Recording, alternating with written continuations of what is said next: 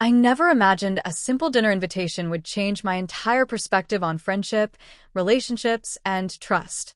My name is Olivia Harper. I'm 32 years old, and I work as a freelance graphic designer in Denver. Life had always been steady for me: work, friends, a few casual dates, and the occasional weekend getaway. But everything changed the night my best friend and her husband made me an offer I never saw coming. Aubrey and I met in college. We were assigned as dorm roommates during freshman year, and from day one, it was as if we had known each other forever. She was energetic, bold, and always knew how to turn a dull moment into something worth remembering. I, on the other hand, was more introverted, often observing life quietly from the sidelines. Still, we clicked. We shared everything, from secrets to clothes to dreams about the future. Years later, she met Kyle. He was tall, charming, and had a quiet confidence about him that balanced Aubrey's exuberance. I liked him right away, not just because he made my best friend happy, but because he treated her with a kind of care and patience that was rare.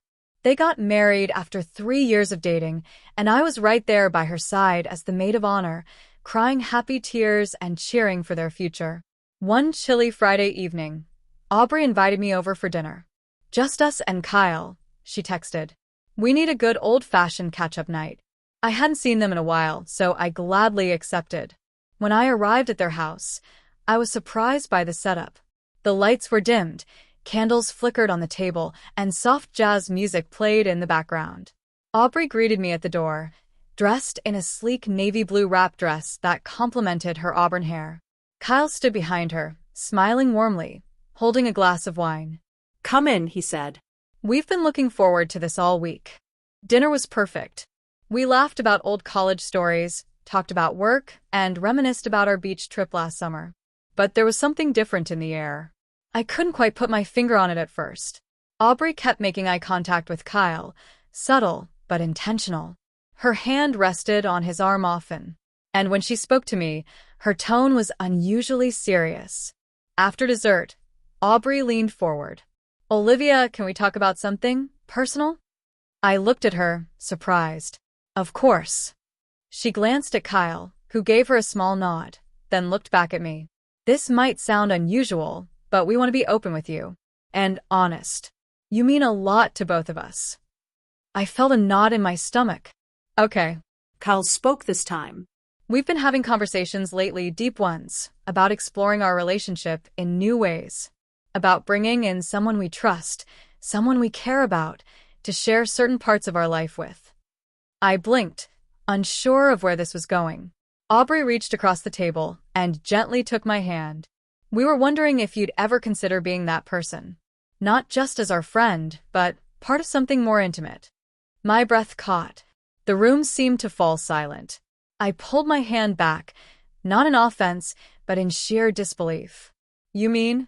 "Yes," she said softly. "Only if you feel the same. No pressure. No awkwardness. We just wanted to be transparent. We both cared deeply about you."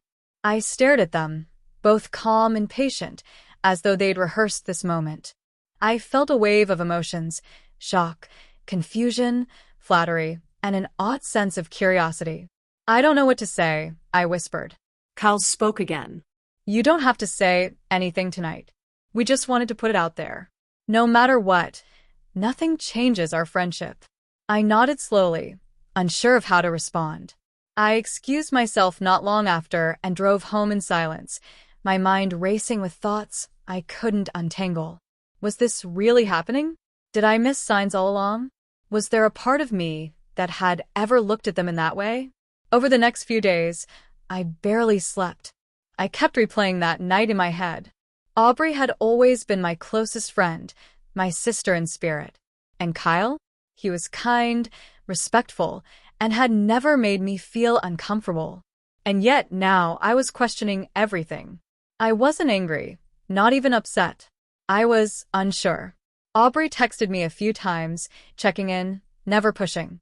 One afternoon, she sent a message that made me tear up. "No matter what, I love you. You're my best friend. We just wanted to be real with you." Eventually, I met her for coffee. It was a sunny afternoon and we sat outside, both of us a little tense at first. But she smiled at me, the same way she did when we were 19 and sneaking into dorms after curfew. "I thought a lot about what you said," I began. She nodded. "And I appreciate your honesty. I really do. But I don't think I can cross that line. Not with you. Not with Kyle. You two mean too much to me." Aubrey reached for my hand. "That's okay. Truly. Nothing changes." And it didn't. At least, not in the way I feared. If anything, our friendship deepened. We had faced something vulnerable, something raw, and we came out stronger. I admired their courage to be open, even if the answer wasn't what they hoped for. A few months later, I met someone. A man named Daniel, a photographer who shared my love for the outdoors and late-night jazz. And when I introduced him to Aubrey and Kyle, they welcomed him with genuine warmth. Sometimes, life throws us unexpected questions. And while the answers might not always lead where we expect, they often lead us to a better understanding of who we are. What Aubrey and Kyle offered me that night wasn't just an invitation into something unconventional. It was a lesson in trust, in boundaries, and in the strength of honest relationships. And for that, I'll always be grateful.